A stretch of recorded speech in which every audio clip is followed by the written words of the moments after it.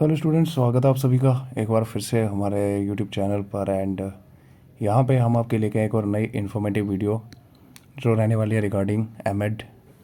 जो भी स्टूडेंट्स चाहते हैं एमएड करना जीसीओई, जो हमारा कैनाल रोड जम्मू के अंदर है, तो उसका क्या प्रोसीजर है एडमिशन का एंड सिलेबस क्या होता है, टोटल सीट्स अवेलेबल कितनी है, क्या फ़ी रहती है आपकी, ठीक है। वो सारी चीज़ें हम यहाँ पे आपसे डिस्कस करने वाले हैं। और ड्यूरेशन तो आपको पता है 2 साल की रहती है हमारी इस कोर्स की। तो चलो शुरू करते हैं और वीडियो को एंड तक ज़रूर देखना है आप लोगों ने। और आपके जो भी डाउट्स वगैरह होंगे वो सारे यहाँ पे इस वीडियो के अंदर क्लियर होने वाले हैं कि आप कैसे अप्लाई कर सकते हो, एलिजिबिलिटी क्राइटेरिया क्या होता है। सो आगे बढ़ते हुए हम करते हैं शुरुआत। तो सबसे पहले मैं आपको दिखा देता हूँ यहाँ पे जो सीट्स अवेलेबल हैं, ठीक है। तो ये देखो यहाँ पे अवेलेबल सीट्स। तो सबसे पहले तो आपको पता है जो हमारा जीसीओई है कैनाल रोड जम्मू में, ये एफिलेटेड है हमारा क्लस्टर यूनिवर्सिटी ऑफ जम्मू के अंडर आता है ये। यहाँ पे देख लो अलग अलग कैटेगरी वाइज सीट्स दे रखी हैं इन्होंने। टोटल हम बात करें अगर तो 63 सीट्स हैं एमएड की, ठीक है। ये ओवरऑल आपको बता देता हूँ मैं एमएड की जीसीओई में। इसमें से देखो अलग अलग कैटेगरी की बात करें तो ओपन मेरिट की 18 सीट्स हैं, कैटेगरी की ओपन मेरिट की 18 सीट्स हैं आपको दिख रही होंगी, ठीक है। एससी जो है हमारी 3 है, एसटी की 4 है, एसटी बी की बात करें तो ये भी 4 हैं, ठीक है। और ओबीसी जो हमारे होते हैं इनकी 3 है, आरबीए की 4 है, एएलसी की 1 सीट है। डीपी की बात करें इसका 1 आ जाएगा, ठीक है। ये आ जाएगा चिल्ड्रन ऑफ डिफेंस पर्सनल जो होते हैं हमारे, ठीक है। और ये डीपीबी की बात करें इनका भी एक है, ईडब्ल्यूएस की 4 आ जाएंगी। एनसीसी का सर्टिफिकेट है किसी के पास तो उसकी 1 सीट है, ठीक है। एनएसएस का अगर किसी के पास है तो उसकी भी 1 है। एसपी की अगर हम बात करें तो यानी सेल्फ एसपी क्या हो जाएगा ये, एसपी एसपी एसपी एसपी की कैटेगरी क्या है, स्पोर्ट्स पर्सन, ठीक है। तो जिनके पास स्पोर्ट्स का अगर कोई डिप्लोमा वगैरह है तो उनके लिए 1 सीट है। और सीएल की बात करें तो यानी कल्चरल एंड लिटरेरी एक्टिविटीज़ में किसी ने अच्छा प्रदर्शन करा है तो उसके पास सर्टिफिकेट्स वगैरह हैं तो उसके लिए भी 1 सीट जो है वो रिज़र्व है। और सेल्फ फाइनेंस की बात करें तो यहाँ पे 11 सीट्स हैं, जो कि कहीं ना कहीं आपको देखने को मिलता है कि पैसा कमाने का तरीका। क्योंकि देखो यहाँ पे ओपन मेरिट के लिए 18 सीट्स हैं और सेल्फ फाइनेंस की 11 सीट्स हैं। मतलब इसके लिए आपको अलग से पे करने होते हैं 1.25 लाख और फ़ी अलग से, मतलब आपको सीट खरीदनी पड़ती है। और जब आप अप्लाई करते हो तो वहाँ पे आपको 350 अलग से देने होते हैं। इसकी वैसे एप्लीकेशन फॉर्म की फ़ी है हमारी 250। और अगर कोई बच्चा सेल्फ फाइनेंस के अंडर अप्लाई करना चाहता है तो उसको अलग से 350 और देने होते हैं। उसके बाद 1.25 लाख अलग से देने होते हैं, ठीक है, जिसके लिए टोटल 11 सीट्स हैं यहाँ पे। तो मतलब ये हमारी अगर यहाँ पे ओवरऑल देखें तो ये हमारी कुछ होती हैं 58 सीट्स। उसके बाद अगर हम नीचे बात करें कुछ सीट्स रिज़र्व रहती हैं हमारी, जैसे अगर कोई पर्सन विद डिसेबिलिटी वाला आ जाएगा, ठीक है।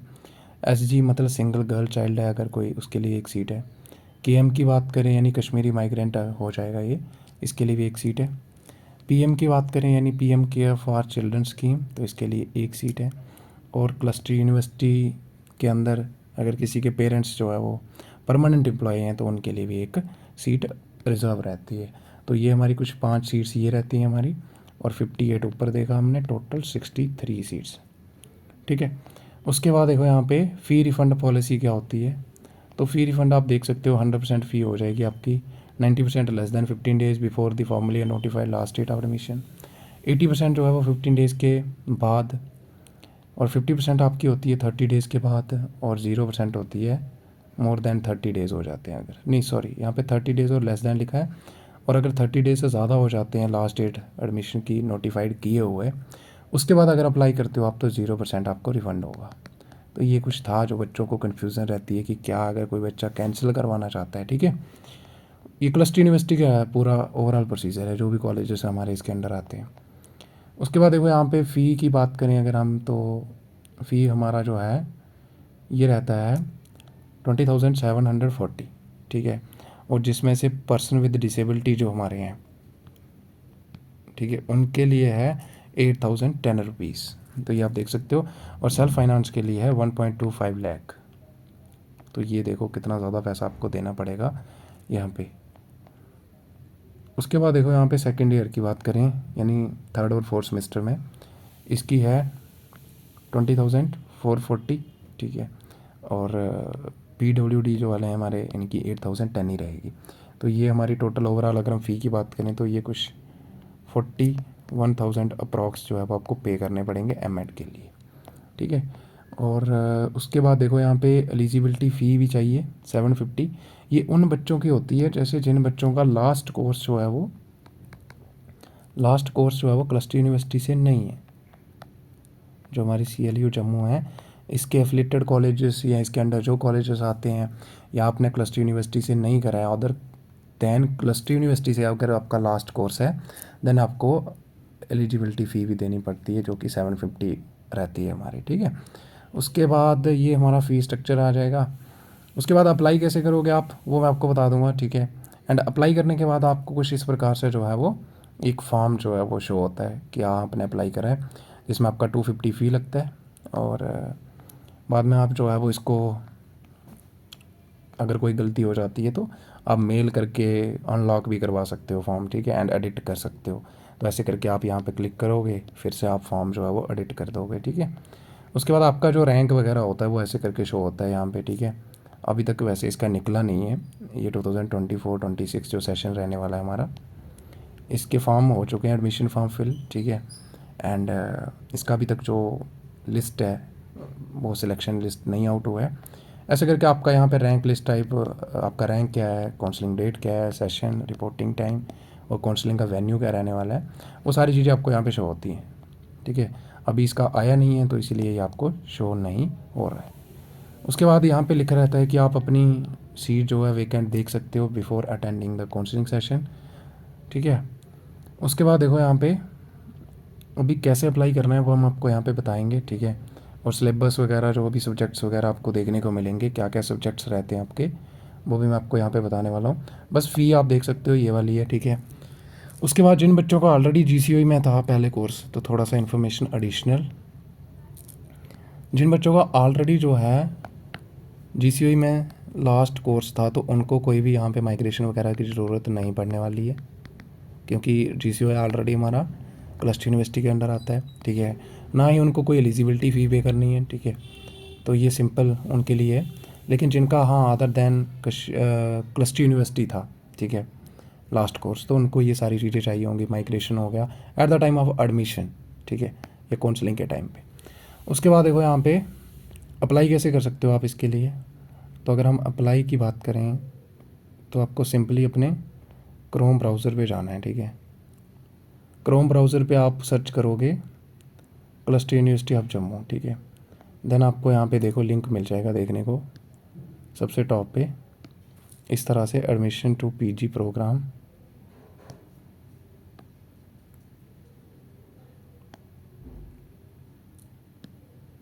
ऐसे करके देखने को मिलेगा आपको, admission to PG program for the academic session 2024-25, ठीक है।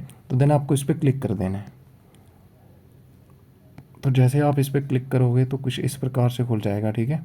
यहाँ पे आपको देखने को मिल जाएगी हर चीज़, फ़ी रिफ़ंड से लेके कि फ़ी रिफ़ंड पॉलिसी क्या है, ठीक है। यहाँ पे देखो फ़ी स्ट्रक्चर भी आपको देखने को मिल जाएगा, एंड रिज़र्वेशन पॉलिसी भी आप यहाँ से देख सकते हो। उसके बाद आपको क्या करना है, नीचे चले जाना है, ठीक है।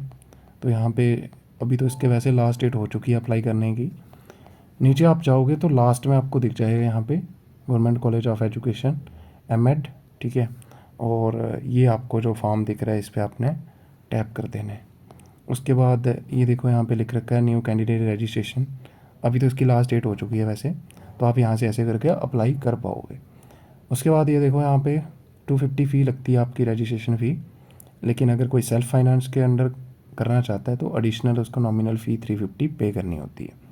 फिर आप जो है वो न्यू कैंडिडेट रजिस्ट्रेशन पे क्लिक करोगे, अभी तो इसका लास्ट डेट हो गया है। उसके बाद जैसे आपको यहाँ पे कोर्स अब एप्लीकेशन नंबर मिल जाएगा एक, तो वो आप यहाँ पे इंटर करोगे, पासवर्ड जो रखा होगा आपने, सिक्योरिटी पिन ऐड करोगे ये वाला, और साइन इन करके आप जो है वो आगे कंटिन्यू कर पाओगे। तो इस तरह से आप जो है वो अप्लाई कर सकते हो यहाँ से। उसके बाद अगर हम सिलेबस की बात करें कि आपका क्या क्या सिलेबस रहता है, ठीक है, MED में, तो ये आप डाउनलोड कर सकते हो सिंपली CLU jammu.ac.in सिलेबस करके सर्च करो, देन आपको यहाँ पे बहुत सारे सब्जेक्ट्स जो है वो देखने को मिल जाएंगे, जिसमें से देखो अगर हम बात करें तो सबसे पहले ये देखो यहाँ पे पीस एजुकेशन करके है, मेरे को लगता है ये तो है नहीं, ठीक है, मैं आपको बता देता हूँ इसको।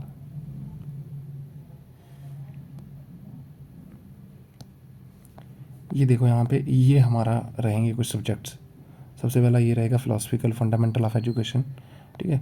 तो ये आपको देखने को यहाँ पे सभी के सभी सब्जेक्ट मिल रहे हैं, लेकिन ये भी हमारे सब्जेक्ट्स नहीं रहेंगे। तो हमारे जो सब्जेक्ट्स रहेंगे ये रहेगा एजुकेशन फिलोसफी, साइकोलॉजी, रिसर्च, ठीक है। ये आपके कुछ सब्जेक्ट्स हैं, ठीक है। एडवांस कम्युनिकेशन स्किल्स, तो आपके पास चॉइस रहती है। फिर जो भी आपके सब्जेक्ट्स होंगे वो आप यहाँ पे उनका सिलेबस भी डाउनलोड कर सकते हो। डायरेक्टली इस पर टैप करोगे तो PDF डाउनलोड हो जाएगी। ऐसे करके आप सेकंड पे टैप करोगे तो आपको सेकंड सेमेस्टर का यहाँ पे दिख जाएंगे सब्जेक्ट्स एंड सिलेबस। तो सेम तरीके से आप जो है वो PDF यहाँ से डाउनलोड कर सकते हो। उसके बाद यहाँ पे इंपॉर्टेंट कंपोनेंट रहता है आपका एक डेजर्टेशन वर्क, ठीक है, प्रैक्टिकल वर्क ही होता है ये। देन थर्ड सेमेस्टर, ऐसे करके आपको थर्ड सेमेस्टर के भी देखने को मिल जाएंगे। तो सभी का सभी जो सब्जेक्ट है उनका सिलेबस आप यहाँ पे आसानी से डाउनलोड कर सकते हो। उसके बाद फोर्थ सेमेस्टर की बात करें तो यहाँ पे देख लो, सेम है आपका, जिन्होंने B.Ed करा है उनको ये सारा पता है, ठीक है।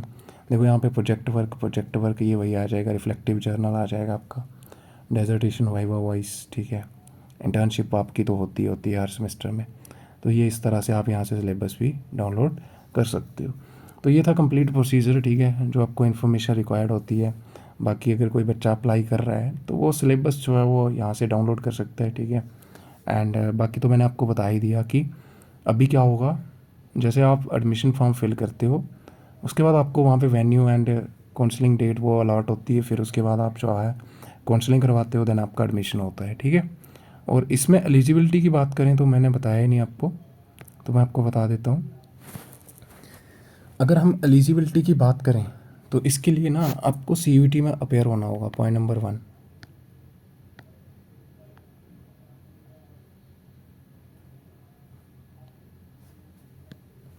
तो इसके लिए आपको CUET जो होता है हमारा, ठीक है, उसमें आपको अपेयर होना होता है। और जो बच्चे CUET में अपेयर होते हैं उनके चांसेस ज़्यादा होते हैं कि उनका नंबर आ जाए। लेकिन इसमें ये नहीं है कि नॉन CUET वाले अप्लाई नहीं कर सकते, वो भी आप अप्लाई कर सकते हो, ठीक है। तो जिन्होंने CUET नहीं दिया होता है वो भी अप्लाई कर सकते हैं, वो भी एलिजिबल होते हैं फुली, ठीक है। जैसे आपको मैंने दिखाया, नीचे लिख रखा था वहाँ पे कि नॉन CUET कैंडिडेट जो हैं वो भी एलिजिबल हैं, और इनके चांसेस कम होते हैं, इनको सेकंड प्रेफरेंस दी जाती है, ठीक है, सिलेक्शन में। जैसे मैं आपको दिखाता हूँ यहाँ पे,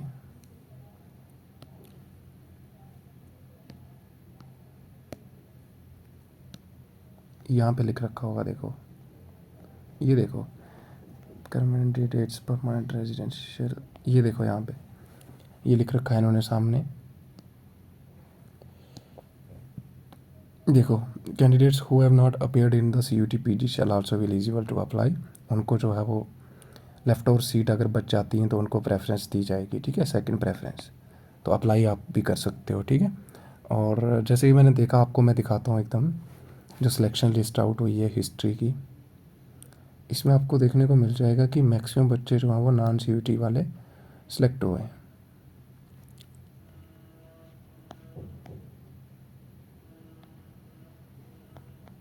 यहाँ पे देखो सिलेक्शन लिस्ट आउट हुई है हमारी, ये देखो एजुकेशन की आ जाएगी यहाँ पे,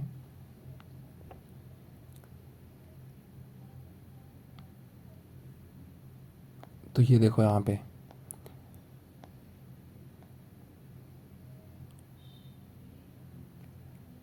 ये देखो यहाँ पे CUET स्कोर यस और बाकी सबका नो है। तो इनका जो सिलेक्शन हुआ है वो UG परसेंटेज, ठीक है, और 12th के आधार पर हुआ है, ठीक है। ये आप देख सकते हो यहाँ पे PG के लिए। तो ऐसे करके अगर कोई बच्चा है, ठीक है, जिनका CUET नहीं है तो वो भी एलिजिबल हैं, इसके लिए अप्लाई कर सकते हैं सभी कोर्सेज़ के लिए। तो ये देखो यहाँ पे ओनली 3 बच्चे हैं जिन्होंने CUET दिया है, ठीक है, बाकी किसी ने CUET नहीं दिया है। और इनका जो सिलेक्शन है ये हुआ है टोटली बेस्ड ऑन UG में जिन्होंने जितना इन्होंने परसेंटेज जो है वो ऑब्टेन करा था। तो ये था कंप्लीट प्रोसीजर, ठीक है। और फिर भी अगर आपको कोई डाउट रहता है तो आप कमेंट सेक्शन के अंदर ज़रूर बताइएगा, ठीक है। हम यहाँ पे बैठे हुए हैं, आपकी पूरी हेल्प करेंगे। सो आज के लिए इतना ही, मिलते हैं अगली वीडियो में, तब तक के लिए bye bye and have a good day.